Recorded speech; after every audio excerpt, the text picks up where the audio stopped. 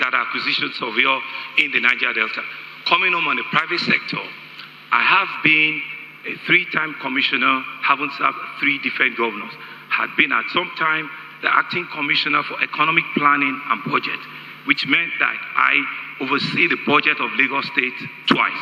I'd been the commissioner for commerce and industry, which means I had the opportunity to set up the Lekki Free Trade Zone.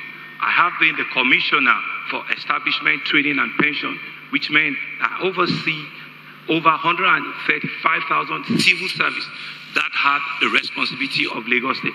I have been a pedigree with the University of Lagos, where I did my first degree. I'm an alumni of the Lagos Business School, the London Business School, and the Harvard Kennedy School of Government. Thank you so very much.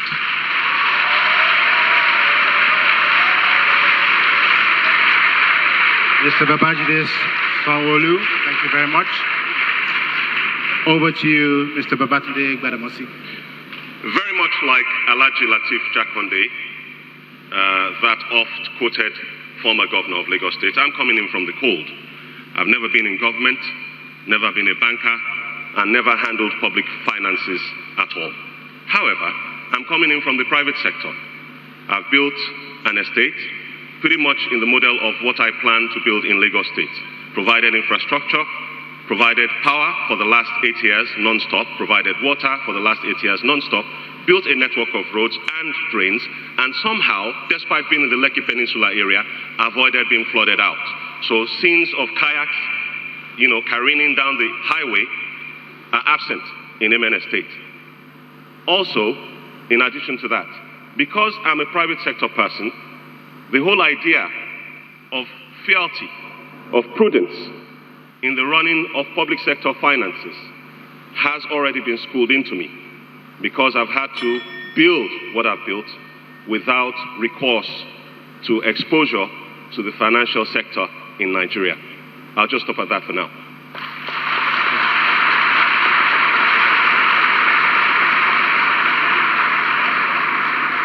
Thank you, Mr. Gbadamosi. And last but certainly not the least, Mr. Jimmy Agbaje, over to you. Thank you very much. Well, I am an indigenous Lagosian, so I am very passionate about Lagos. I am a pharmacist. I was trained in this country. I believe that this country can bring up people that can match anyone in the world if the environment is right. So I believe in pushing that we can do things right in our country. I am, of course, like I said, a pharmacist. I set up my practice at the age of 27. So I'm one of those that believe that the young ones can start early, and therefore we have to put the right environment across to them for them to do that. I have served my profession meritoriously. I have been so honored. I believe that even on the political front, I have encouraged a lot of younger ones to show more interest in politics. I come from the background that as far as our country is concerned, as far as Lagos in particular is concerned, that we need to address the issues of a megacity differently. This is my 3rd time running. In the first time, I talked about new thinking, new Lagos.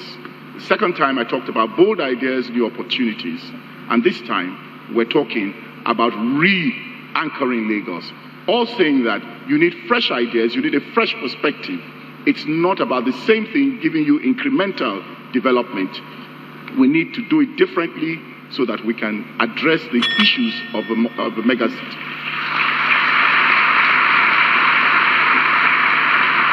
Thank you very much, Mr. Agbaje. I'm sure that millions of voters in Lagos will agree with you that definitely we need new ideas moving forward, which we hope we will be hearing from each one of you during the course of this debate today. Our debate is going to consist of various rounds. We have approximately 8 or 9 rounds of questions. Each round contains 2 questions each, and we will go from the left to the right and the other way back during the course of this debate.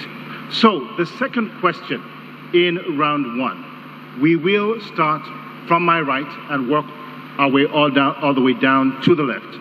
Is this: in less than 50 days, one of you will be elected governor of Lagos State. a dynamic, fast-paced, innovative,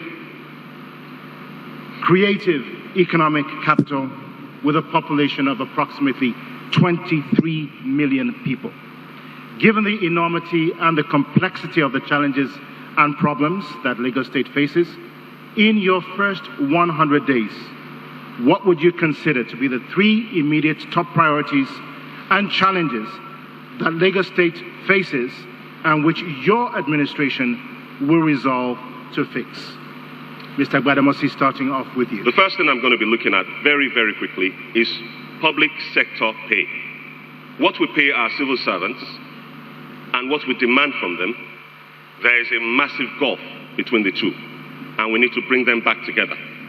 Our civil servants are very disgracefully paid, and we want them to deliver a 21st century service to us in Lagos State.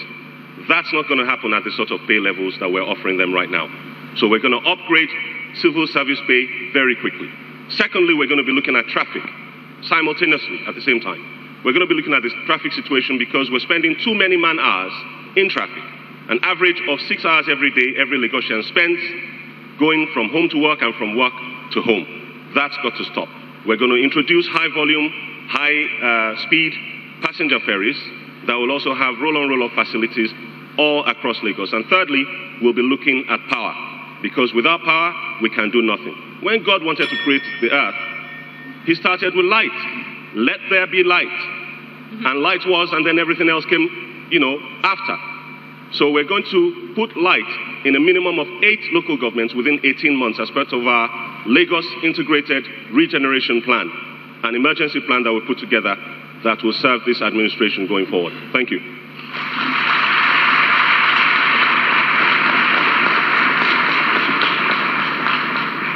Mr. Sanwo-Olu. Thank you very much. In first 100 days, I will tackle the traffic problem of Lagos frontally.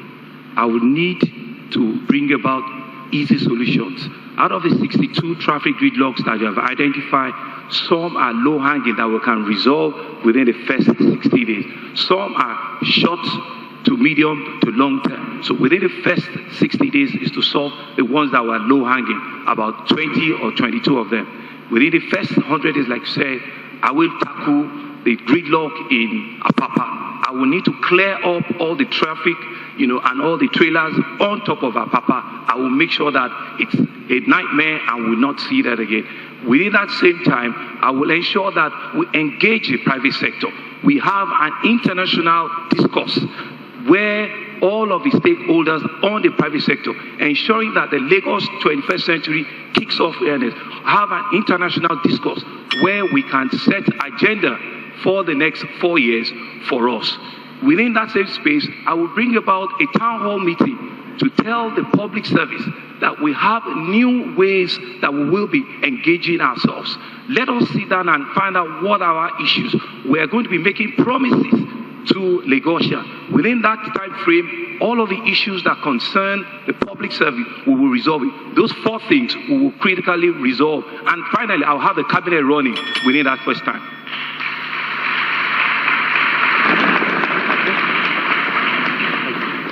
Mr. Agbaje. Yes. I think first and foremost, as governor, is to let Lagos know that there's a new sheriff in town, and that means that it's going to be different leadership, that we're going to bring character to leadership, that it's going to be leadership for the people and not for self. And that's something that's going to be important, and that means that you're going to carry everybody along to bring about best practices. And then we're looking at traffic. Again, we must address traffic. That is very, very important at this point in time. Traffic in terms of the immediate, of looking at our potholes that create so much unnecessary traffic, looking even at our traffic lights. Our traffic lights are working on the old system of every 1 minute, every 30 seconds. We must begin to bring technology even to traffic lights, where they're using radar to know in which way traffic is heavy and not, and is able to adjust accordingly. We're going to have to strengthen to get LASMA to work and work efficiently. Of course, waste becomes an issue. Again, we're talking of waste in terms of the 3 R's, in terms of recovery, in terms of recycling and reusing. Recover is the aspect where we have to get waste from the point of use right down to the to disposal. And of course, lastly, will be power. We have to begin to have power in Lagos in a way that Lagosians will not have a problem with power. Thank you, Mr. Agbaje. Mr. Salis, over to you.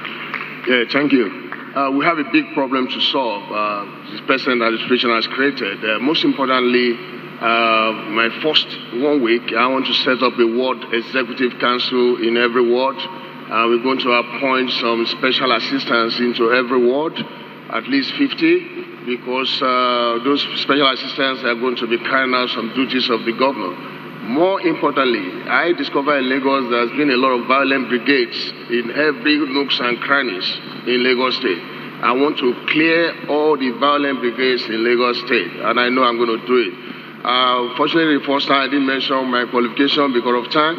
We all know about traffic. It can be very intimidating. So we all look at the traffic situation. Fine, we're going to look into it. But more importantly is these youths. I want to invest heavily on them, get them jobs. We want to do wealth creation at the grassroots. Very, very important. And everybody in Lagos State is crying about it. But key thing, number one, that is militating against the development of this state is the issue of our commonwealth that is in the hand of an individual. And I'm very determined to take this commonwealth and give it to the people of Lagos State. Thank you.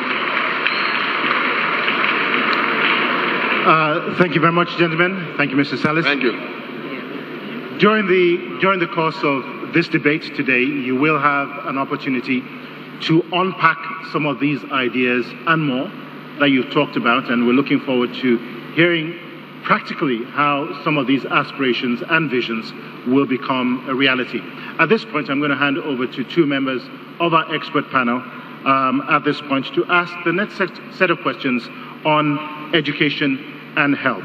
So I hand over at this point to Indidi Umunedi and Yemi Oshinaike. Good evening, gentlemen.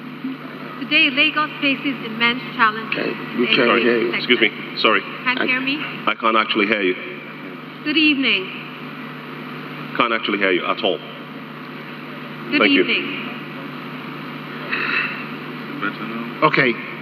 What we will do at this point, we'll come back to the panelists while the production team tries to get a microphone in their hands, but I'm going to move on and ask my next question, and we'll come back to the panel in just a moment, just for the reasons of time. Now, a number of you did speak about gridlock. You talked about traffic. I grew up in Lagos in the 1960s, at a time when the population was approximately 1.5 million people. And as the son of a civil servant who worked for the Nigerian Ports Authority, I witnessed firsthand the inefficiency of port operations, the gridlock on our streets, the difficulty in accessing routes, linking different roads to the ports, and the environmental degradation that is caused by all of this. 50 years later, it's still unresolved. Needless to say, the impact on residents and businesses over the decades has been catastrophic. It's been said that in non-oil export earnings, the impact of this is approximately $10 billion, and in terms of corporate earnings annually, a loss of approximately $2.5 trillion. I want to ask this question. How will your government, if given the opportunity, solve and address these very serious issues at a state and a federal level? And I'm going to start at this point with Mr. Salis, and we'll walk our way. All right, thank you. First of all, I want to make a reference.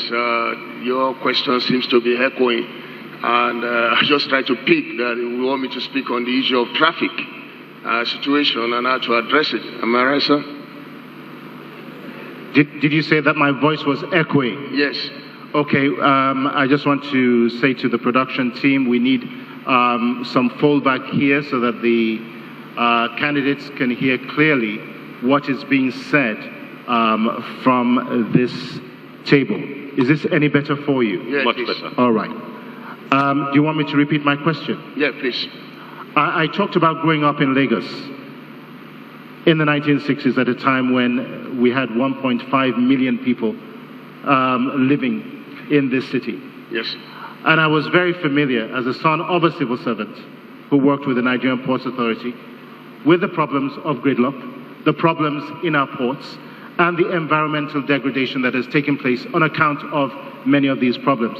Not to talk of the impact, the financial impact that this has had on our economy. In terms of non-oil exports, it's estimated that Lagos State loses approximately $10 billion a year and approximately $2.5 trillion in lost corporate earnings. If you become governor of Lagos State tomorrow, practically on a state and a federal level, how do you intend to resolve these problems? Okay, thank you. One major way to address traffic problem in a major city is subway system or the train system. We have the tube system in London. We have it in, we call it subway in New York. I happen to be an attorney from the state of New York. We have it in all mega cities. Lagos is the image of African black people in the world. The past government, or the present government, I'm sorry, needs to open the book when it comes to the train system that has been there for more than 15 years, uncompleted. We need a train system to reduce the situation of traffic in Lagos. And of course, my colleague here did mention of potholes. There are a lot of bad roads, and these bad roads are results of imposition.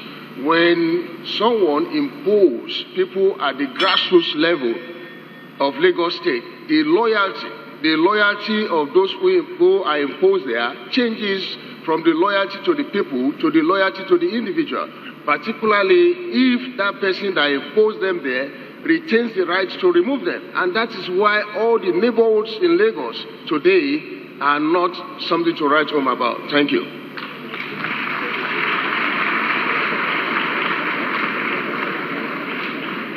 Well, I had mentioned some of the short-term ways of addressing traffic, so I won't go back to that. But I think what I'll add is that you need to get the local governments working again. Because if you want to address potholes, then you have to have a local government. It's not from Ikeja that you determine where potholes are in the suburbs of Lagos State. And that's very important. But going to mid and long term, the way it works is that you've got to plan ahead. I'll give a good example. We have a refinery coming up on the Lekki axis, and there's no provision yet for what is going to happen to lift products from there. So if we're not careful, we're going to have another gridlock like we have in Apapa. Now, it's also important that we understand that urban planning, town planning, does have an effect. Now, the idea is to have even development across Lagos State, so that you're having less of movement from one end of Lagos to the other. And a very good way to address this is, you find that when our children are on holidays, there's less traffic because there's less movement about. And it's in that way that you have to look at the different parts of Lagos and make them self-containing, serving, so that you don't need to do that. And naturally, Lagos is still one of the 2 mega cities in this world that does not have a transport system, a rail system that is working. That is no longer acceptable. We must get that going. Then we must go into the idea of multi-layered roads, because there's little to what you can do to expand our roads. Let's begin to have multi-tiered roads.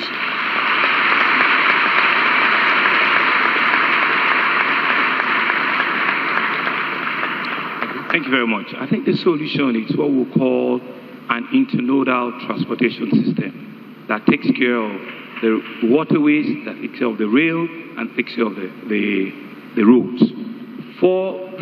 Good enough for the rail, it's work in progress. There's a blue line that is coming up. There's a red line whose alignment too, in conjunction with the federal government, has finally been agreed. So I'm expecting that within the next 2 years, at least we'll have rail tracks on the blue line, which is from Okokomaiko to Marina, 28 kilometers. And we'll have another red line from Ebutemeta to Agege, which is another 36 or 37 kilometers. Combining that is to do the waterways. We've got 5 jetties, terminals that we've built now. If we can do 2 more, and have us bring about higher capacity ferries, not the type we have now that are doing only 20, 22 passengers. If we can bring in ferries that can do 50 to 100 at once and talk to the ferry services on both directional traffic, we will do that. The third one will be the BRT, which have started, right? And try and increase capacity. Try and see if we can bring about a CKD plant where vehicles, those kind of articulated buses will be produced here. So by the time you combine the three, the rail working well, the waterways working well, and the roads, giving them dedicated lines working well, we will solve the problem.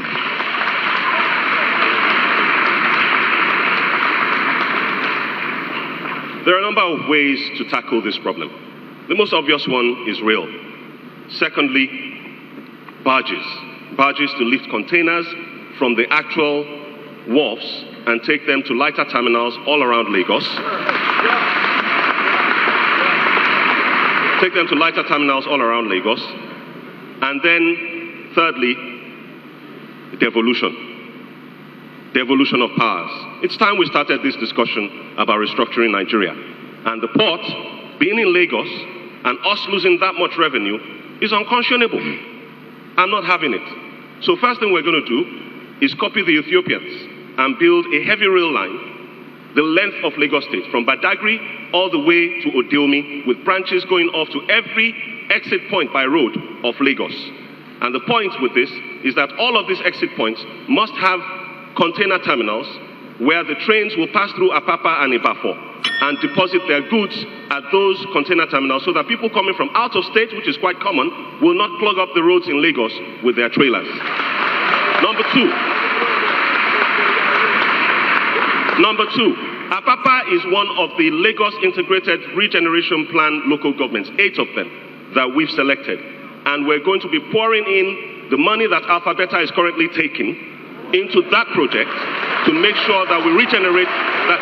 Thank you.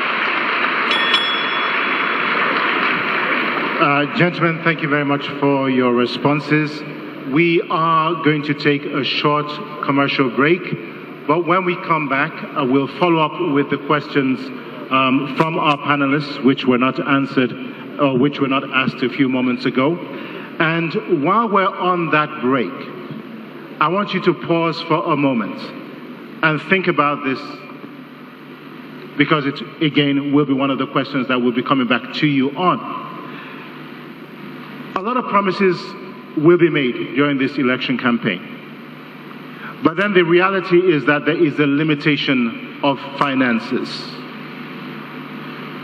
On the flip side of that is a populace that many times also claims, rightly or wrongly, that they are excessively overtaxed.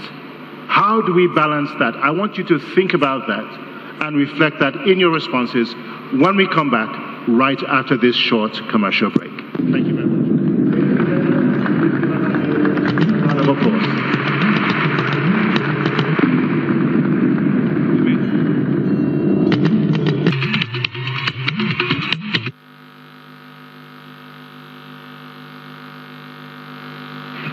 Welcome back to the Lagos governorship election debates, brought to you by The Platform. I now go over to our panel of experts who will be asking 2 questions related to education and health. Over to the panel.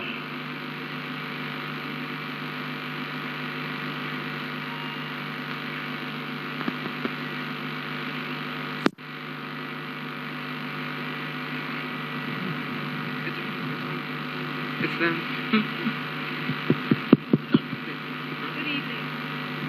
Good evening. Apologies. Good evening, gentlemen. Today, Lagos State faces immense challenges in the education sector. There's insufficient funding for education, poor teacher training and motivation, inadequate vocational and adult literacy support, and the list goes on. As governor, if you had to pick one area of priority and focus on this, from preschool to primary, secondary, vocational, adult education, and tertiary education, which one would you pick? And what specifically would you do during your 4-year tenure to leave a legacy in the education sector? Now, please pick only one sector? I'll start with Mr. Badumosi. The biggest problem we have right now is the number of children of primary school age that are out of school. You see them in traffic, we turn our eyes away in our air-conditioned cars, and we need to address that as quickly as possible. The problem really has become the usurpation of local government powers in the area of management of primary schools. The Constitution says that local governments are the ones that are supposed to take care of primary school education, but we have a SUBEB or something like that that is called, that takes all the funds that are supposed to go to these schools. So we're going to devolve just what we're asking from the federal government, where we ask for devolution of powers, that there should be true federalism and so on. We're going to start practicing exactly what we preach by devolving, the powers back to the local governments, including that to manage primary schools. So we're going to build more schools, just like Alhaji Jakonde did 35 years ago. Okay, we're going to put schools in the communities. The idea of children crossing major roads to get to school, that has to end. The idea of children traveling all the way from Ajah to Obalende to go to school, that has to end. So we're going to build schools in the communities, and we're going to hand them over to the local government authorities, and we're going to digitize the entire education process, the management process of education, financial and so on, personnel, everything. Put that all on a digital platform so that management will be easy for the local governments. I'll stop at this point. Well, thank you very much, Didi. Well, I would still go with the primary school because it's also the bedrock. But essentially what we'll be doing, right, is to look at, as Commissioner for ESTAB, I was training over 1,000 teachers every year, is to look at the capacity development of these teachers. The schools that are training them out, that is the training institutes, the teachers training schools, what are the curriculums that they are giving out to them? So let's look at the capacity development for these teachers. Then we'll take it back to the infrastructure that we need to have at this primary school. Are they teaching them civics? Are they teaching them things around even religious studies? Because a whole lot of things are happening around us, and we need to nib it at that stage where they're still very formative. So we need to begin to think through things around creative learning from that place. Coding, we need to think through evolving the curriculum so that it situates to the reality of what the 21st century should be looking at. So beyond training, beyond capacity development of the teachers, is also to look at the infrastructure, building up those schools, right? And very well is to look at what are the additional things post-schools that they need going into the secondary schools. So we build the both layout of the financing.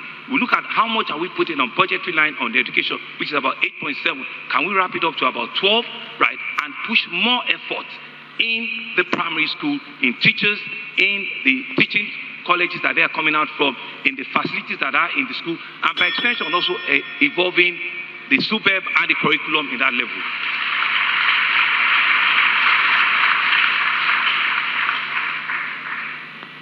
Yeah, well, if you say one thing, I'll say technology. And the reason is simple. It's a new world out there. It's a knowledge economy out there.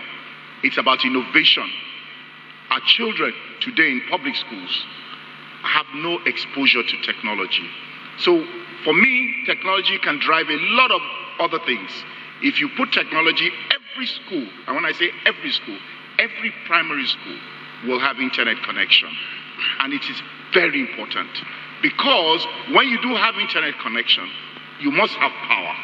When you have power, you must have teaching. So you're using technology to drive the process of education so that we can have a lot more of the Andelas of this world. We can have the Flutterwares, we can have the paychecks, we can have Iroko, because that is where the future is. That is where they're going to get employed. It is very key. So on one thing, it's technology, and that is my take. And we will start from day one because we believe that that is the way to go. Those that have been there for the last 20 years have put obstacles in the, for technology. In terms of right of way, we've had Google that has wanted to give us free internet for our schools, but they keep putting obstacles for vested interest reasons, and that is something we're going to remove in the first 100 days.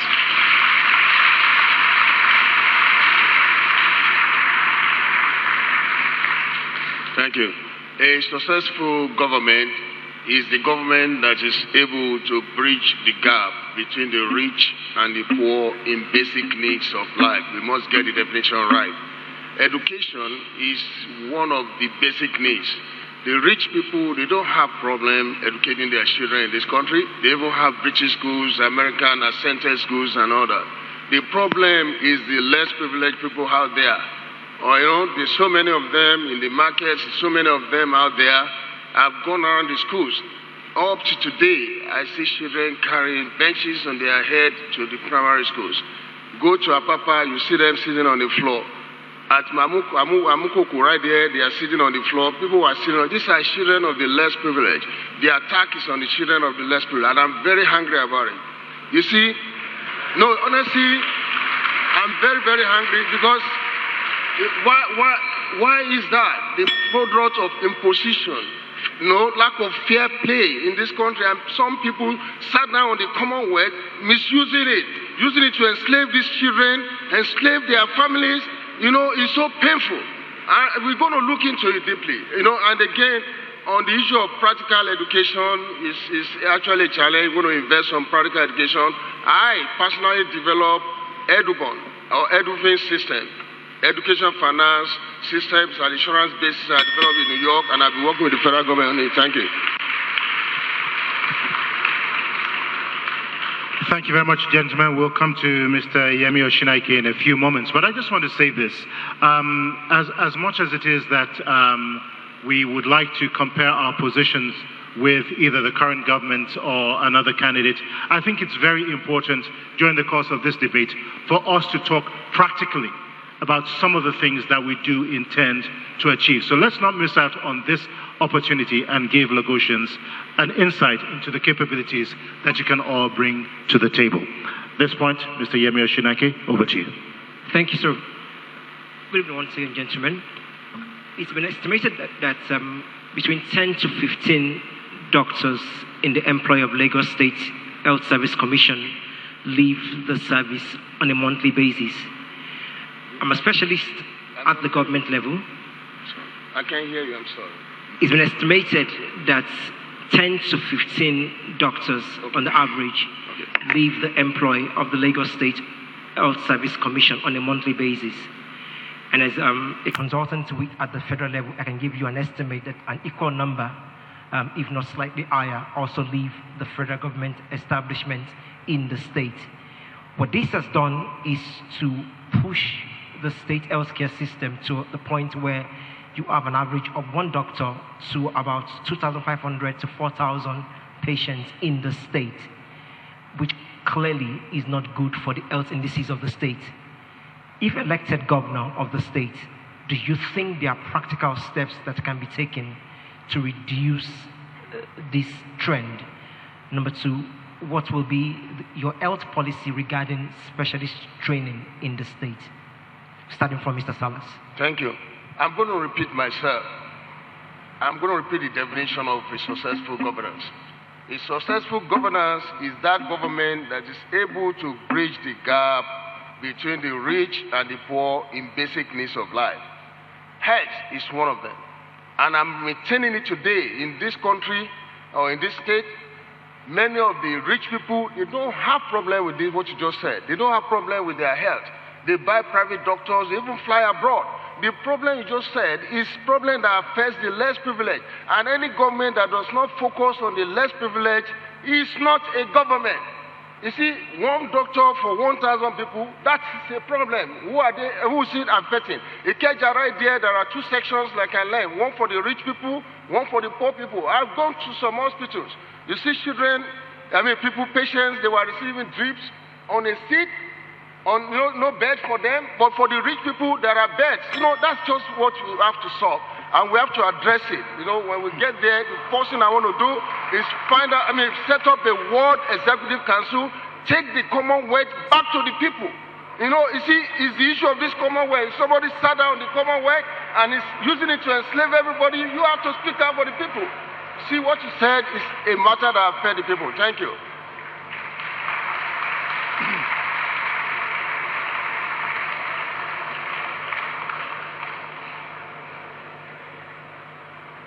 Health in Lagos is not working as it should. Life expectancy for Lagos is about 49 years, below the national average, and we're in the bottom half of 36 states in terms of life expectancy. We must look at our health differently. And I am one for the managed care concept, which is generally known as the health insurance model. And basically what you're doing is to keep the doctors, to keep the pharmacists, to keep the lab scientists and all members of the health team, is to make it work. And the way to work is to say that you're running a scheme that revolves around the general practitioner, that is the GP. Now, you are going to employ the services of the GP. Your citizens are going to determine the choice of their GP. It is your duty as government to write a check, an insurance like a premium, on their behalf and be the regulator. It is not government that will participate, because what the GPs are handling will be primary health care. And don't forget that primary health care is responsible for 70 to 75% of the ailments that we come across in the state. So if you're able to address 75% of those issues at the GP level, running a health insurance model, then you then go on to the specialist aspect of it, where you now know that a lot of the pressure is off the teaching hospitals. What you have today is that people have malaria and they go to LASUT. It should not be so in a system that works.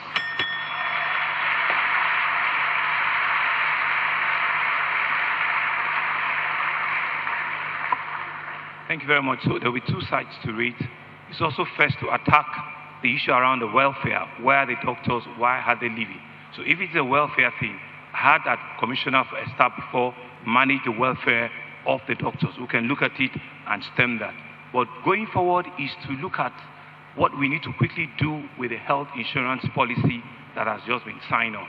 How can we quickly let 1 million to 2 million people sign on to the health insurance policy? What that immediately activate access.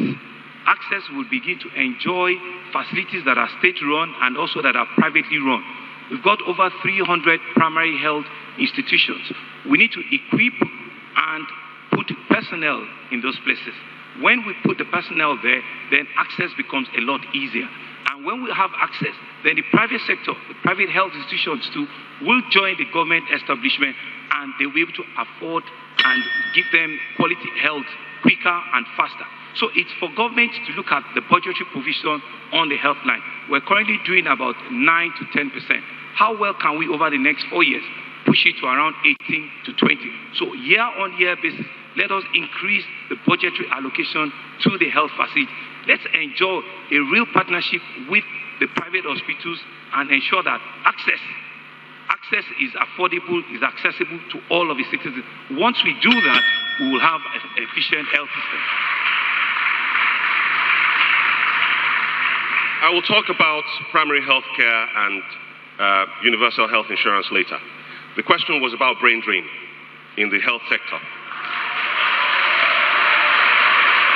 And when I spoke earlier, my first answer was that I would look at the civil service pay structure, that I would bring it more in line with our current economic realities, and that's what the medical sector falls into. I have 4 key areas that I'm focusing on. Key workers, I call them: healthcare, education, security, and emergency response people. All of these guys are going to get huge pay raises. The minimum pay for a doctor, for a medical doctor, correct me if I'm wrong, sir, the minimum pay for a medical doctor in the United States is about $200,000 per annum. Yes, they have a higher tax rate of about 45%, top rate of tax. But here, if we were to offer our own doctors, freshly graduated, about $50,000 per annum, I think they'd stay. I personally think they stay. And that's where I'm going with that. As far as specialist training is concerned, the pay raise will go across the board, and we'll be headhunting Nigerian qualified specialists from across the world to bring them back into the Lagos State Service, because the situation where Luth carries the healthcare burden of Lagos State is frankly disgraceful. Gentlemen, thank you very much. We are going to take an unscheduled 1-minute commercial break, 60 seconds, and we'll be right back.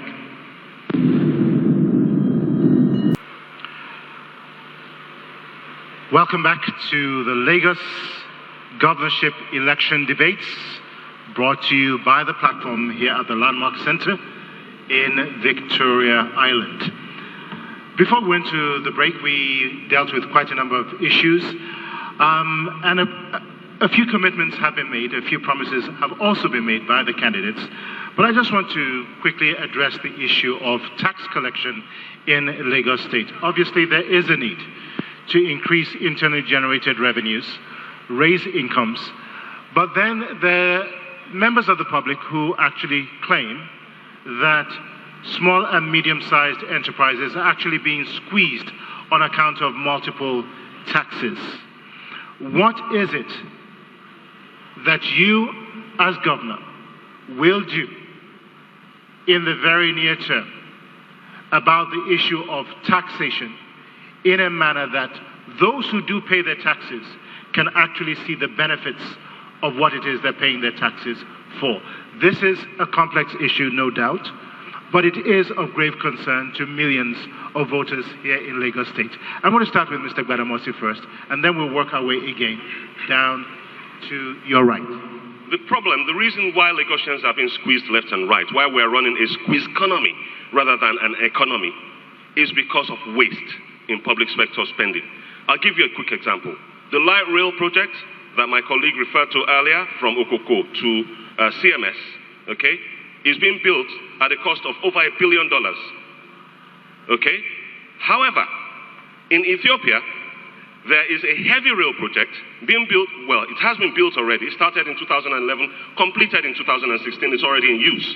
Okay? It was built at the cost of $5.2 million per kilometer.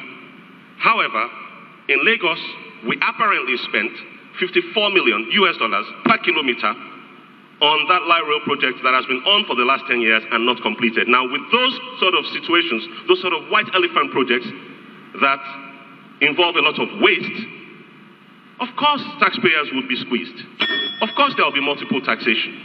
And so we're going to bring in prudence into public sector spending. We're going to end the waste, cut the fat, and we're going to invest in infrastructure as quickly as possible, because where you don't invest, you can't expect to reap. Look, where we are now is the Lekki corridor. We're on the coastal road corridor, and there is no coastal road. Yes, they talk about it, but a coastal road, functional one, does not exist. If it did, we would be getting more taxes from all the businesses that will be along the coastal road. Thank you.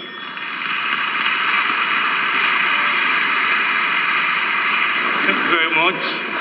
Like you did mention, I'm sure there are a whole lot of fact check that we're doing. But regarding tax, the issue is really not so much about double taxation. It's people not being on the tax net. This is a population that's over 20 million. How many people do we have on the tax net? Less than 800,000 people. And we're meant to have, from the demography, we're meant to have about 16 million people on the tax net. So the efficient way to look at it is, how can we wrap up, double that figure year-on-year basis and get a whole lot more people being on the tax net. When we do that, issues around overburden will be reduced significantly. But I understand that which one will need to come first. You cannot eat an omelette without breaking the egg. People want to see service before they come forward to truly want to pay. So government needs to be very creative and look for ways in which they will very well push development to new areas, such that it can now encourage new people that are not on the net to come forward voluntarily and be on the net. And how we're going to do that is ensuring that we set up PPPs with the private sector.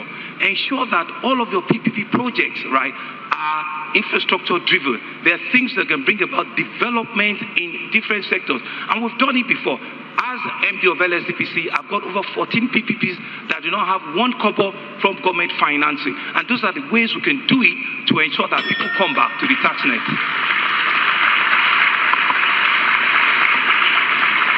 Well, you said the MSMEs are the ones being squeezed. I think everybody's being squeezed. Corporate Lagos is being squeezed. Even we are being squeezed as individuals. We pay what? Radio and TV license, borehole tax, this tax and that tax. So it's what you have is a situation where less than 50% of those supposed to be paying tax are paying tax.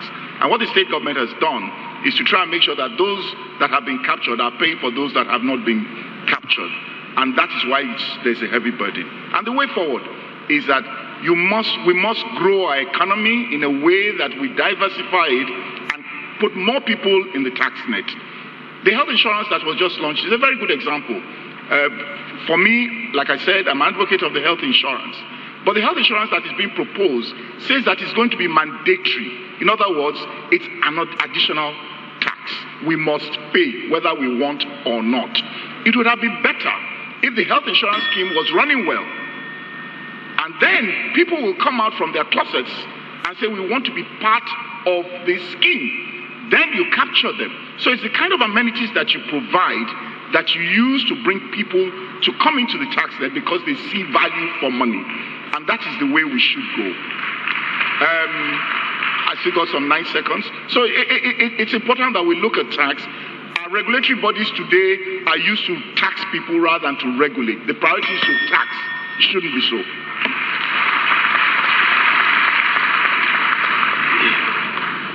Thank you. I don't believe tax collection should be done to stifle businesses. I happen to be an attorney in New York and also a chartered accountant. I'm a chartered accountant here. I'm barrister and solicitor in this country. And I happen to be a chartered banker. I know what it is in collecting taxes. We are going to introduce elastic system, elastic collection. Elastic collection is a system that's not going to stifle businesses. And people are coming up with these rules of stifling businesses with taxes is because they are putting their personal interest over public interest. You see, at the end of the day, many people will not be able to pay for that. Then they are going to go through the back door. That's what's going on. It's like, going through the back door, pay their way through. At the same time, they get the services they want. They know what they're doing, and it still boils down to the issue of common wealth in the hand of an individual, not giving it to the people, and also imposition. Believe me, thank you. Okay. Gentlemen, thank you very much.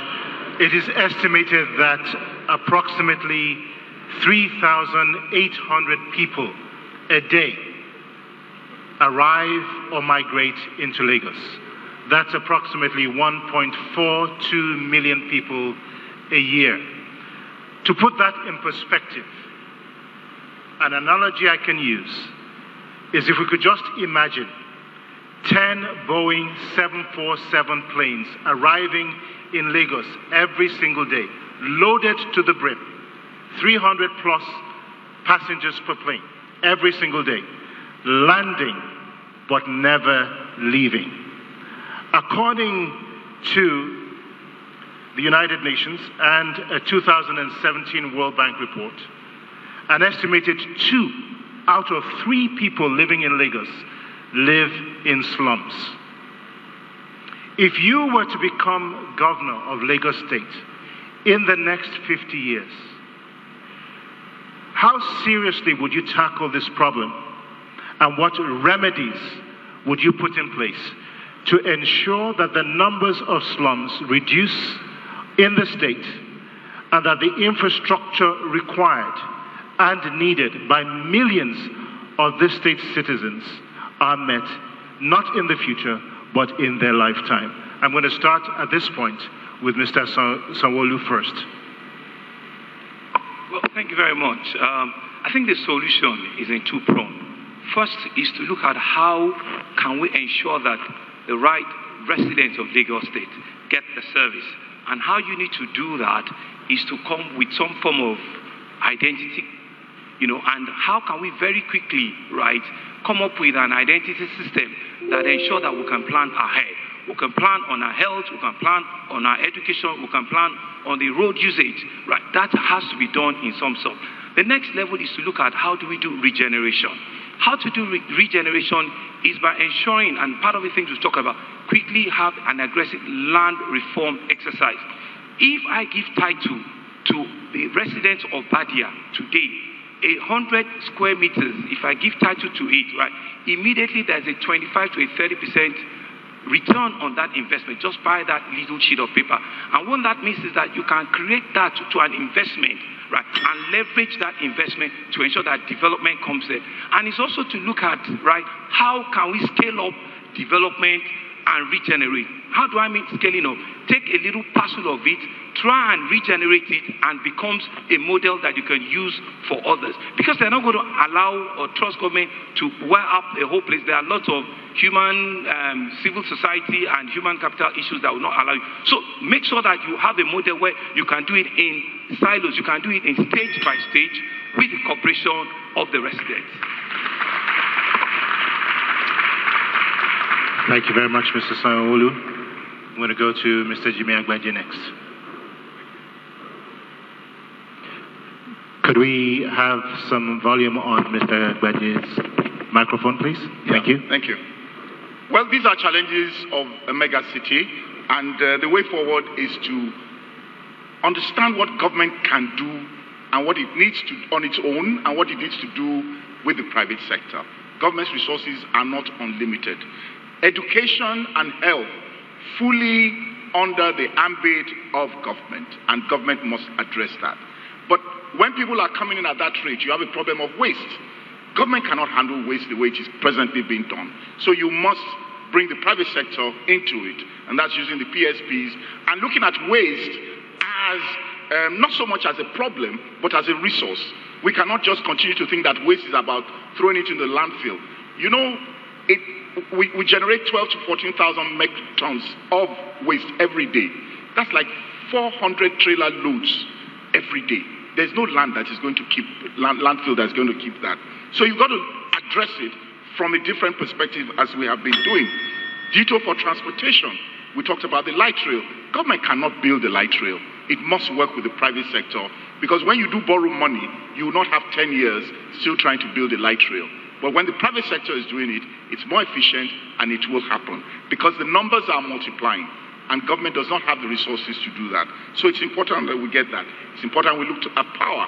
It's important that our economy is growing at a rate that can absorb the cost of delivering services. That's the way forward.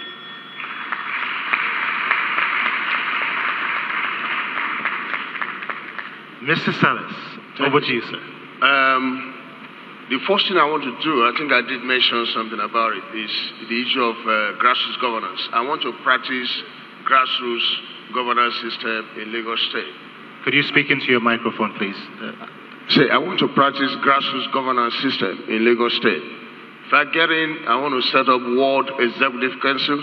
I want to put in stakeholders as special assistants to the governor.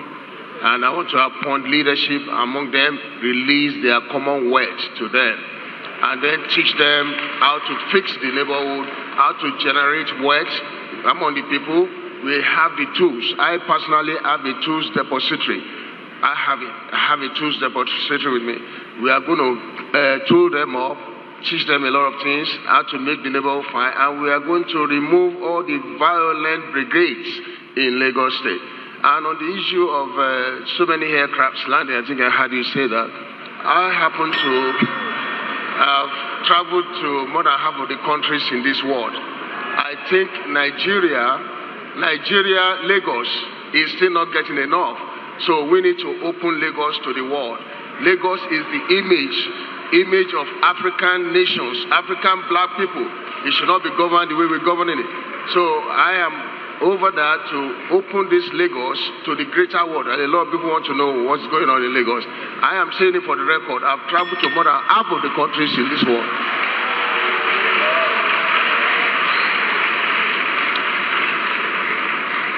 And finally to Mr. Gbadamosi. Very quickly, Lagos only appears crowded because it's underserved in terms of infrastructure. Singapore is actually more crowded than Lagos, with 7,500 people per square kilometer. Lagos has just under 4,900 people per square kilometer. So we are less crowded, we're just underserved. The extremities of Lagos, to the west and to the east, have very little in terms of road infrastructure. Thanks to the current governor for doing what he did in the Ekpe corridor. He did well, but we need more. And that's what I'm going to be concentrating my efforts on. Aside from the Lagos Integrated Regeneration Plan, in which we'll be pouring all the money from Alpha Beta. All of the money that's going to Alpha Beta at the moment will go off budget into the Lagos Integrated Regeneration Plan, taking care of Ikorodu, Ikeja, Apapa, Oshodi, Solo, Mushin, and Ibejuleki as industrialized local governments. And then Badagry, Etiosa, and again Ibejuleki for tourism. We're going to open up these local governments with more infrastructure, okay, roads, bridges, drains. We're going to link the over 25 islands in Lagos by bridge using the shortest distance policy. Across Lagos, we're going to invest. And once we do this, and we add that to the 40,000 affordable housing units we're going to be building over the period of 4 years, I think the congestion problem will be solved. Thank you. Mr. Moderator, can we begin to ask for our 1-minute rebooter? Because it's important for us to know that... The answer is yes. Yes. You may. Thank you. 1 minute, Mr. Sanwo-Olu. Thank you very much. It's important for us to know this is serious business.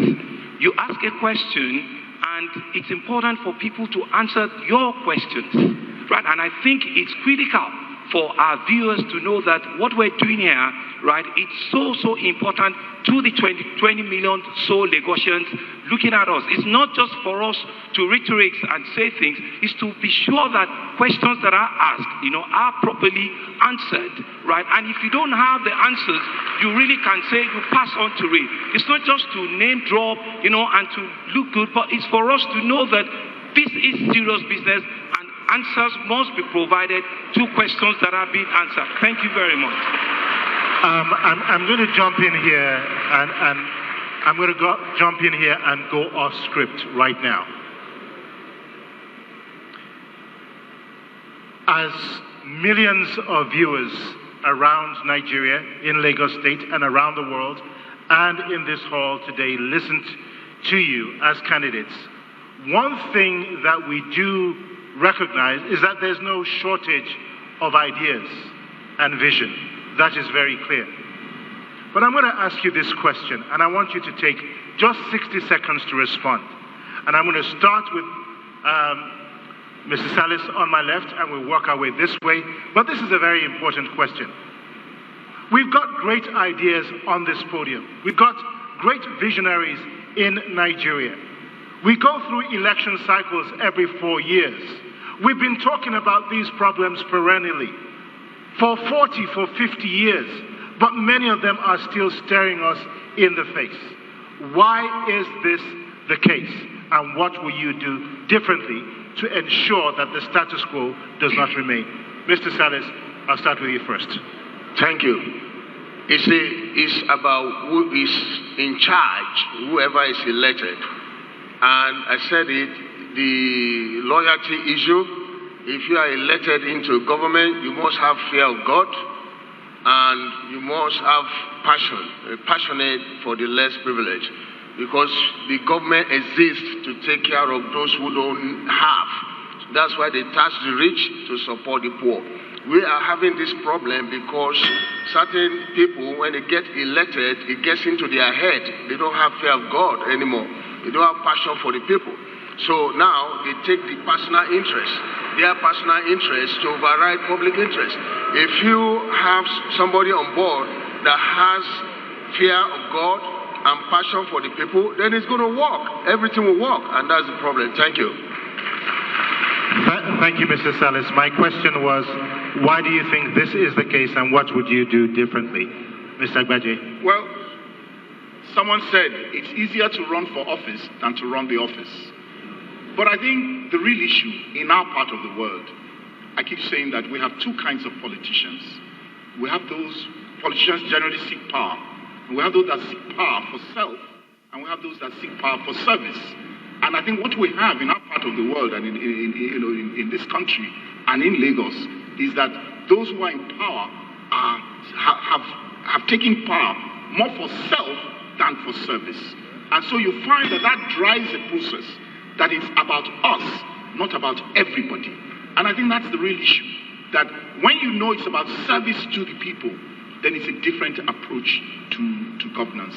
That is not happening. More and more people who are coming into politics are coming into politics for themselves rather than service to the people.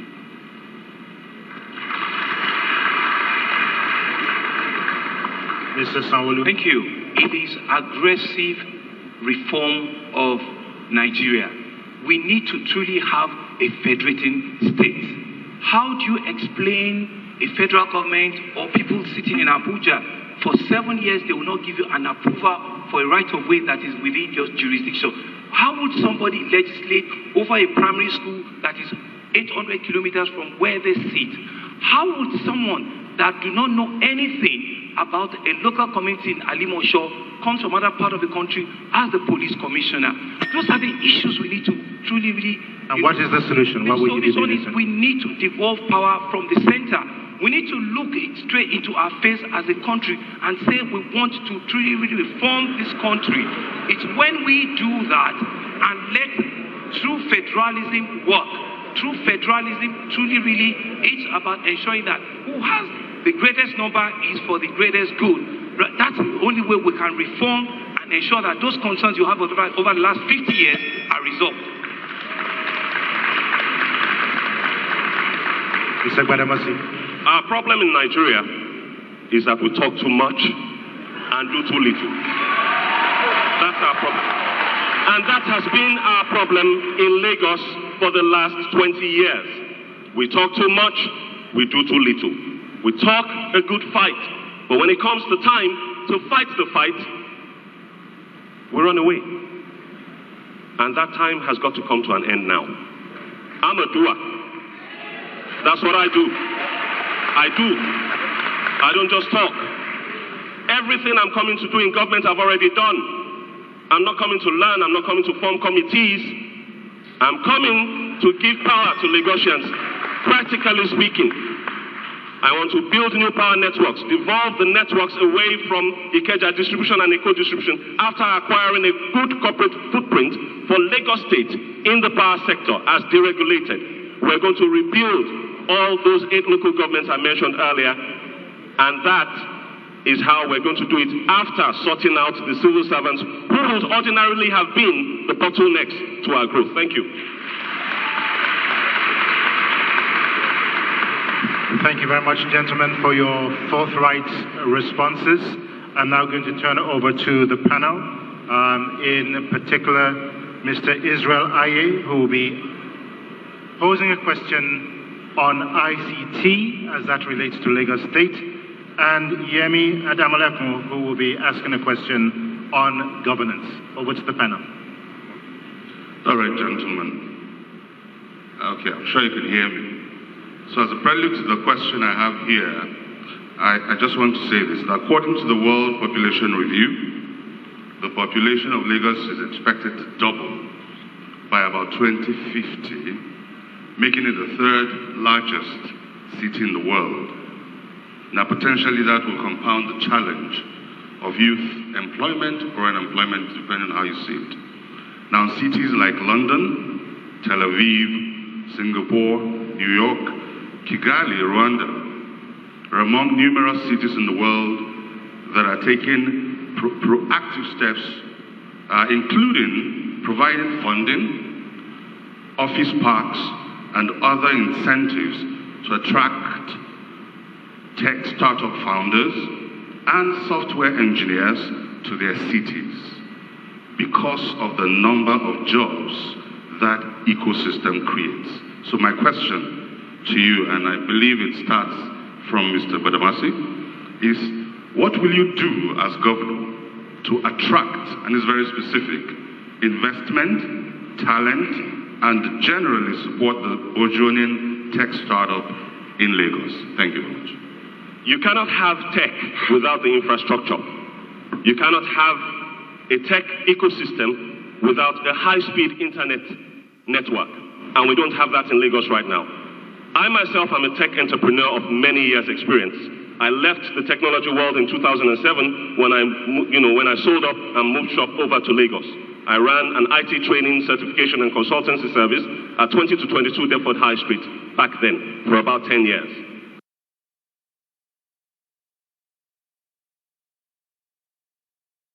Now, the integrated regeneration plan is going to include trunking in all our civil works for the landline telephone people so that we can deploy these things. And in addition to that, we'll be funding technology parks and providing funding for startups, not loans, grants, because we need the jobs to grow our IGR. Thank you very much.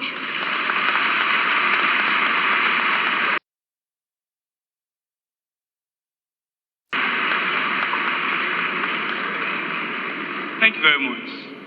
I'm the only one that has visited all of these startup companies we have around. I've been to Vibranium, I've been to Workstation, I've been to the Vibranium, I've been to the Workstation, I've been to Flexum. I've liaised and worked with all of them. I see the passion these young Nigerians bring to the table. What we're going to do, which is the things we promised them, is that we're going to build technology hubs in all of our local governments. We're going to ensure that we create an environment where all of the innovative ideas they have, will come to fruition very, very quickly. We started conversations with all the telcos, and I've said to them that if the issues are right of way, it's because we realized that they were destroying some of the underground cables that are there. We've agreed with them that we're going to defer whatever payment comes on board, We don't need to burden them today, And so all of them know it, that I've had discussions with each and every one of them, that right of way will not be an issue with you. Once we have that, as we speak, even on the campaign trail, I've deployed free Wi-Fi in 18 locations in Lagos, including all the higher institutions in Lagos as we speak, and they are working their life. It goes speaking it, I've started actioning it, I've started doing it, and we've started working together with all the 540 tech startups in Lagos already. We've drawn together a blueprint and said to them, each local government, we get a support that is required. Thank you, Mr. Sanwo-Olu. Mr. Agbaje? Well, it was not for nothing that I said technology was going to be the major thing I would do with regards to our schools. The problem we have today, and we must realize that it's not about giving free Wi-Fi. It's not about that. Wi-Fi has become a tool that must be available for our youth, must be available for our children.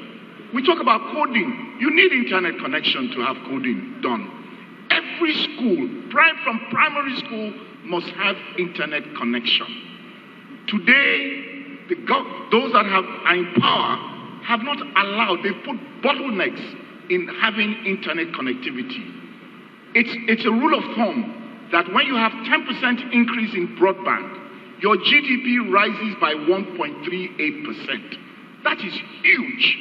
So if we allow broadband everywhere and allow our children to look at internet connectivity as a way of life, the whole story will change. There is a country in Africa, Madagascar today, has now taken the position of having the fastest internet service, and so outsourcing that we were losing out on to China and all the other countries, Madagascar is now the port for everybody because it has the fastest internet connection. It has power. We need to get that in place. And when we do get that in place, then we'll be where we need to be. Thank you, Mr. Agbaje. And last but not the least, Mr. Thank you. I think I've assessed a lot of our youths. There's nothing wrong with Nigerians when it comes to theoretical education. What we need is investment in practical education. So this very question, we need to work with the federal government on the issue of attracting, investments, particularly technological investment, and of course, getting into practical education. I happen to be an attorney, and I want to tell you, excuse me, I want to tell you about the U.S. visa called H-2B. H-2B is what is used to attract all these important brains into the United States. Now, I think... Can you speak into your microphone? H-2B. Speak into your microphone, please. Yes, okay, thank you. H-2B. Now, in Nigeria, I think Nigeria needs to declare Nigeria as a whole visa-free for certain GDP countries, particularly those countries that have... The question relates to ICT. Yes, ICT. Where they do that, more technical people will come and do an assessment. They will come in, they will travel into Nigeria, particularly Lagos. We open it up into the world. because there are so many people who don't understand Lagos, they don't understand Nigeria. So that is very, very important because it's about people coming in and, of course, do their assessment and be able to move forward. Thank you. Thank you very much, Mr. Salas. Greatly appreciated. Over to Yemi Adamulekun for the last question from the panel. Thank you. I have individual questions for the candidates based on the statements they have made. So to Mr. Salas, Lagos State Residents Registration Agency was enacted as law in June 2011 to build a reliable database of Lagosians for proper planning of social services. It has been used to access services like the Lagos State Employment Trust Fund and the recently launched health insurance scheme. It is estimated that Lagos gets over 1 million new residents annually. So how do you plan to use this database to plan and be accountable to Lagosians, especially the poor, who are your primary concern? Yeah, thank you. I've already answered the question in the past, but I'm going to repeat it right here. The first thing I want to do is set up grassroots executive council in every state. That's World Executive Council. Appoint stakeholders in there who are going to serve as special assistants to the governor. Then we're going to be looking at the problems. These are the people that have a graph. They have a graph. That's what we call circle of relationship. The longer the circle is, you know, you begin to lose relevance. But there are people who have control. They know who is who's there, who knows this, within a ward level. So if you have Ward Executive Council, we appoint leaders, take their common words to them, teach them some of these practical issues, things will go well. Thank you. Thank you. To Mr. Agbaje, if elected, you will be serving as the governor of Lagos State at the pleasure of Lagosians. You will be their employee. You have said, and I paraphrase, the leadership of Lagos State, the 5th largest economy in Africa, must have the appropriate checks and balances to ensure the prosperity of all its people. What systems and processes would you put in place to ensure that your government is mindful of this dynamic, that Lagosians have access, have a say in governance, and you are accountable to all, regardless of socioeconomic class? Simple. FOI, Freedom of Information Bill. We must domesticate the Freedom of Information Bill. We are still running our Lagos State government in a very opaque manner, definitely not open. We have no access to know how contracts are given out, to how much they're giving for, to whom they're giving. We have fund collection of fund strategy companies that are collecting a percentage of all our revenue. We don't even know how much it is. So you cannot be accountable if you do not run an open system. I'm saying that my first goal in the first 100 days is to ensure that the Freedom of Information Bill is domesticated. In that way, Lagosians can ask any question of government and get an answer as of right. It is not so today, and that is the way to go about accountability. I come from a background of struggle. Like I said, I have been in different struggles in pro-democracy and all, so I am about accountability. It is key. I sell my name, I sell my integrity. I will not allow anybody to bring it down. Thank you. Thank you. The next question from Mr. Sanwo-Olu that was prepared as a direct, in a sense, follow-up from Mr. Agbaje's response. Since the Freedom of Information Act became law in 2011, your party has used taxpayers' money to prevent Lagosians from using the law to access information about the finances of Lagos State, like a detailed breakdown of the budget. What is your position on access to information by Lagosians? Would you comply with the provisions for proactive disclosure? Well, thank you very much. It's just to make the note that I think Lagos State is only one of the states that publishes its budget on a year-on-year basis. In fact, when I was in government, we do a quarterly budget review in which we become answerable, we become accountable, and we see all of the numbers that comes out from our budgetary estimate on a quarterly basis. Beyond that, in my government, is to set up a citizens engagement portal where a two-way channel will be communicated where all issues of concern, every single issue of concern will be popped out, and we can escalate it to the governor's office, and direct responses will come, we'll get responses that will come directly to them. Regarding the FOI, I imagine it's something that's critical enough, and we'll be looking at it. If we need to cross the T and dot the I and bring it out, we will do that ASAP. But beyond that, like I said, is to have, a citizens portal that citizens will be able to engage. A document is FOI, but when they have a portal in which they can engage, they can ask specific questions, and will get specific responses to all the questions they have.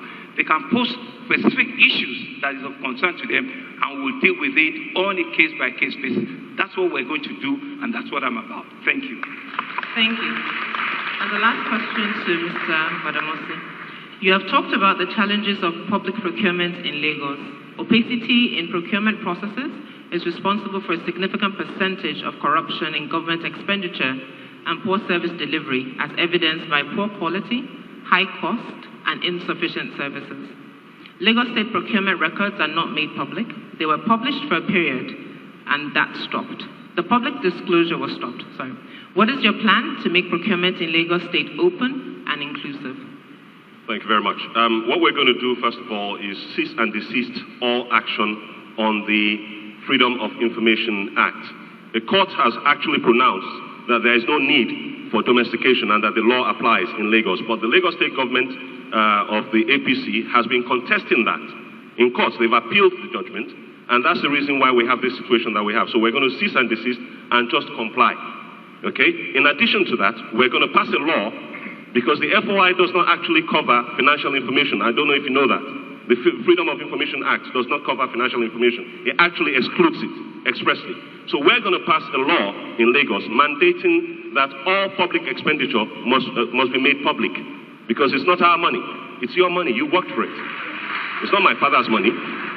Okay? It's not an inheritance. It's yours. You sweated for it.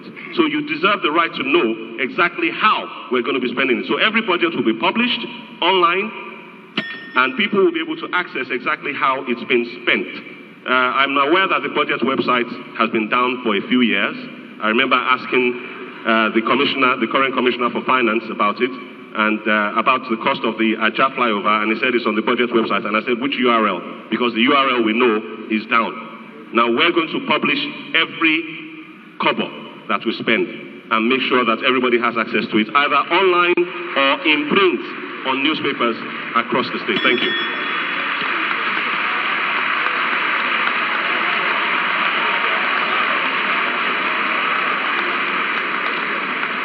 Thank you very much, gentlemen. We are going to take a 60-second commercial break, and when we come back, our candidates will be speaking about their vision for the future of Lagos State.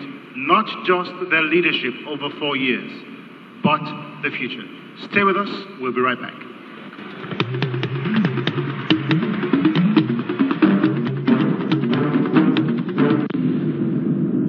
Election debate brought to you by the Platform Nigeria.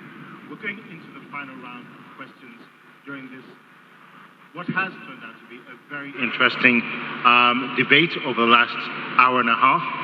And to round up our last two sets of questions, what we have done is select from a list of questions that have been provided by members of the public.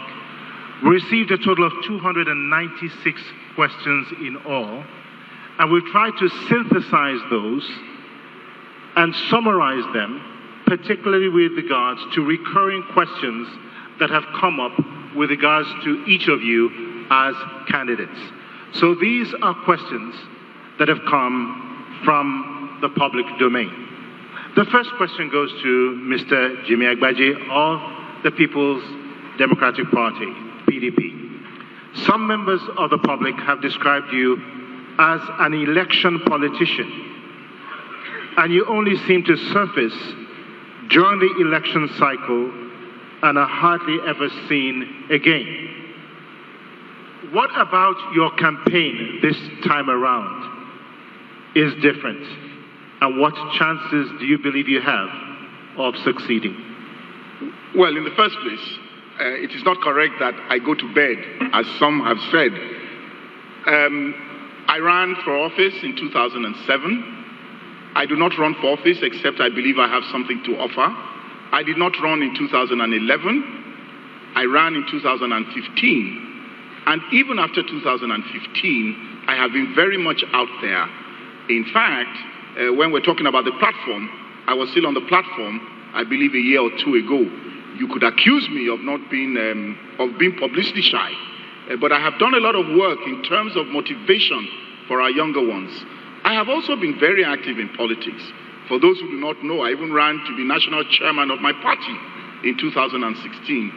So did I in 2017. So it is not correct that I go to bed. I think some people would like to play that card.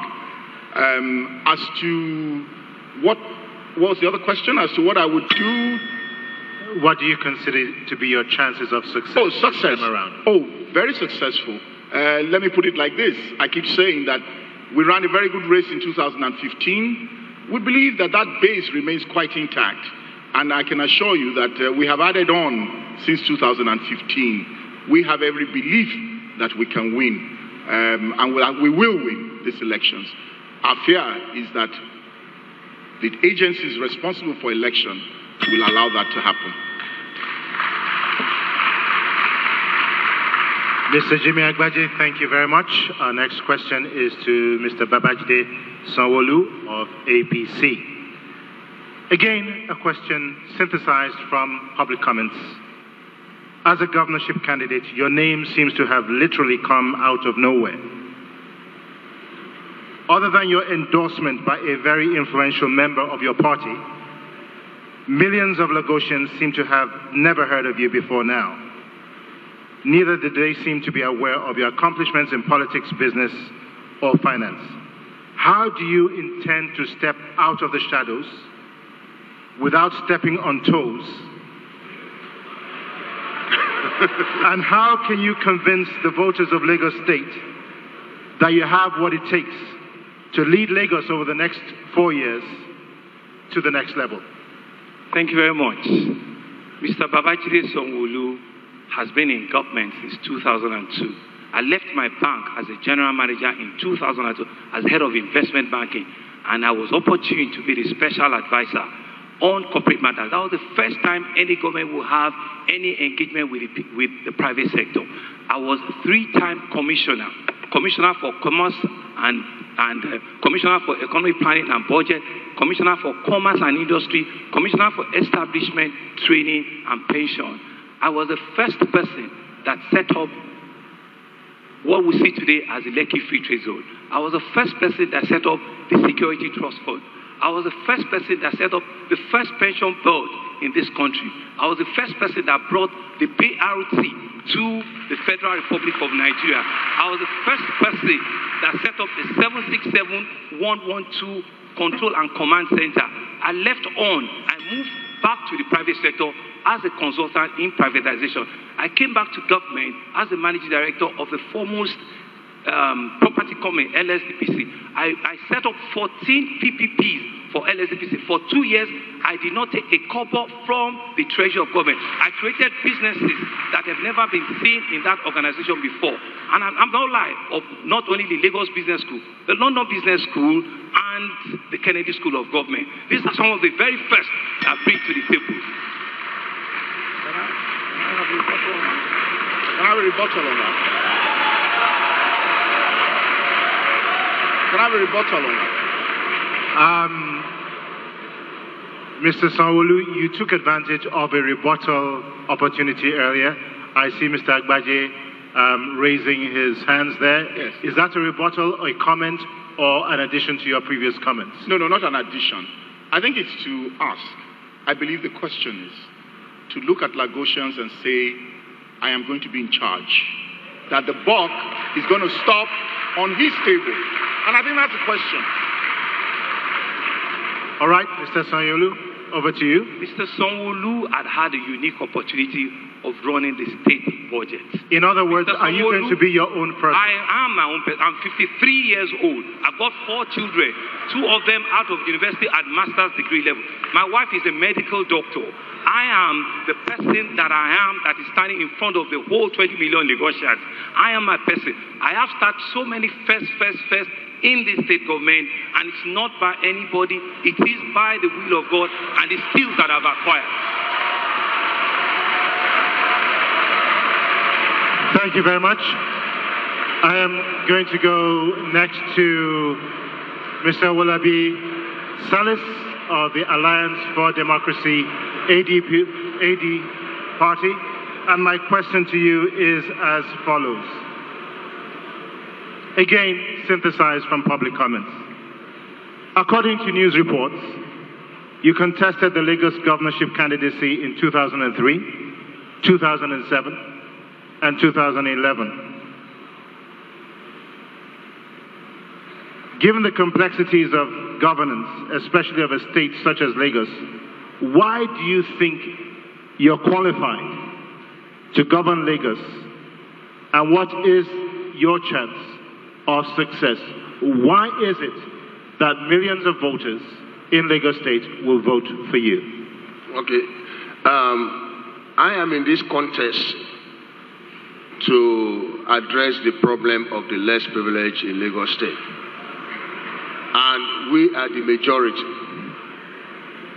A lot of people in this state are going through a lot because of the way the resources, I've said it before and I'm going to repeat, because of the way the resources of this state is being managed.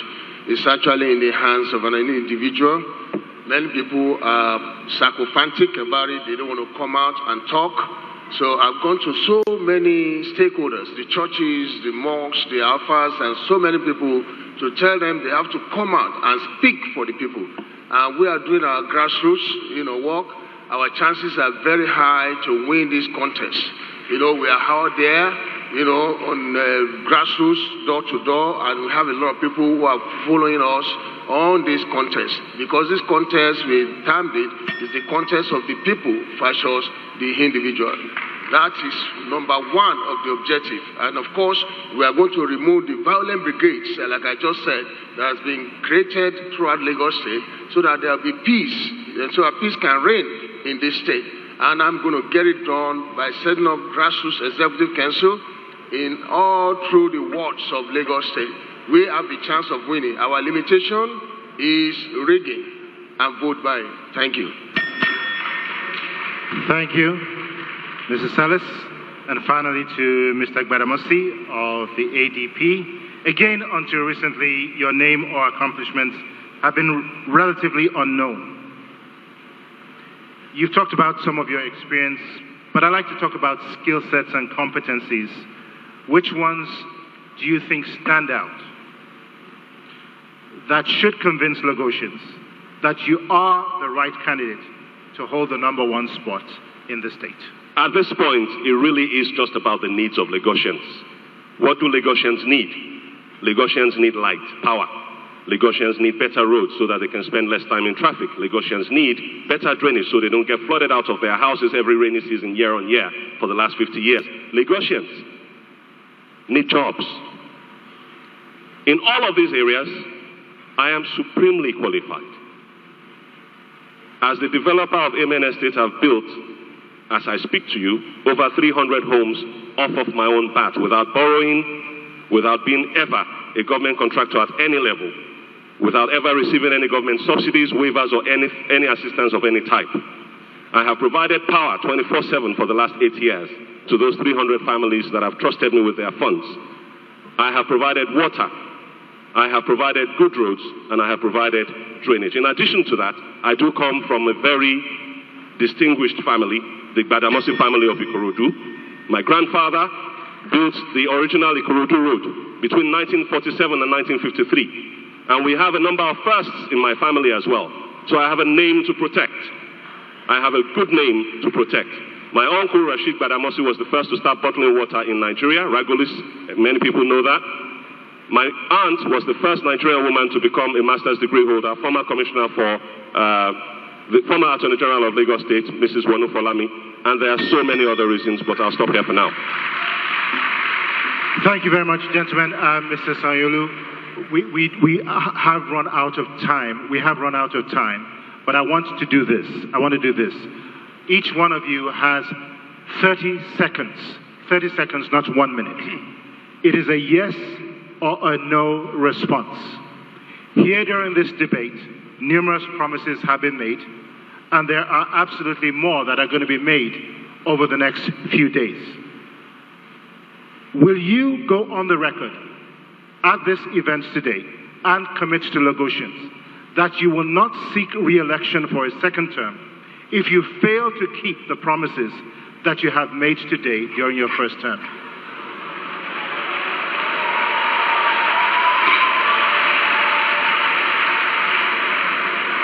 And I'm going to start with Mr. Salis first, and I'll work my way down. But 30 seconds is all the time we have. I do apologize for that. Mr. Salis. My promise is to improve the well-being of the people of Lagos State. And if I fail to do it, I will not, I repeat, I will not seek re-election for second time. Thank you. Mr. Agbaje. If I am not able to improve the quality of lives of Lagosians, as stated in terms of rankings and all, then I will not seek re-election. Mr. Sanwo-Olu? I clearly know that what is on the ballot is a 4-year tenure, and I'm not going to say that I'm interested in an 8-year. If all of the promises are put here today, I do not fulfill them for one reason or the other, I don't think I would deserve to come back again. Thank you.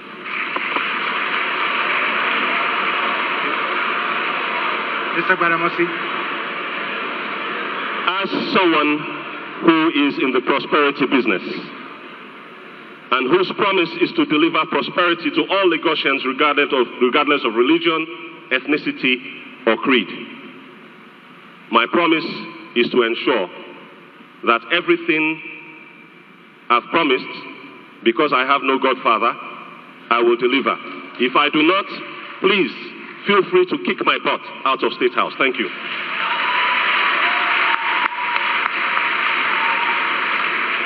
Ladies and gentlemen, I'd like to say a very big thank you to each of our candidates. One of the things that is absolutely certain is that we do have on this platform a group of very credible candidates, and I do hope that if given the opportunity, you will do Lagos proud. Once again, well done and congratulations in advance. Ladies and gentlemen, please give your candidates a warm round of applause. We're not done yet. I just want to say we'll have opportunities to shake hands in a moment. Gentlemen,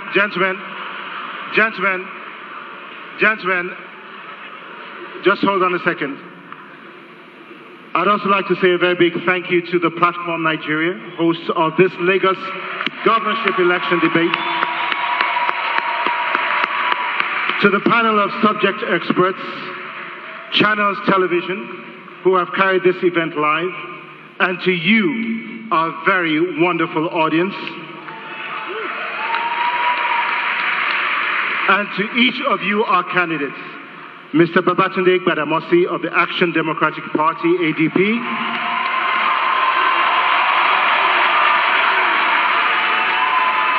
Mr. Babajide Sanwo-Olu of the All Progressive Congress, APC,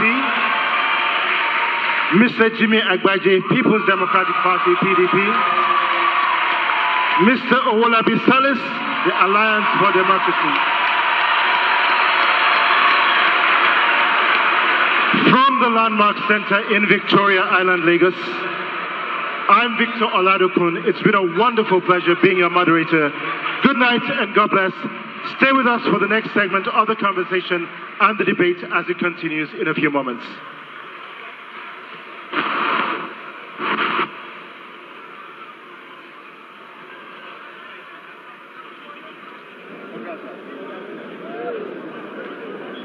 Excellency.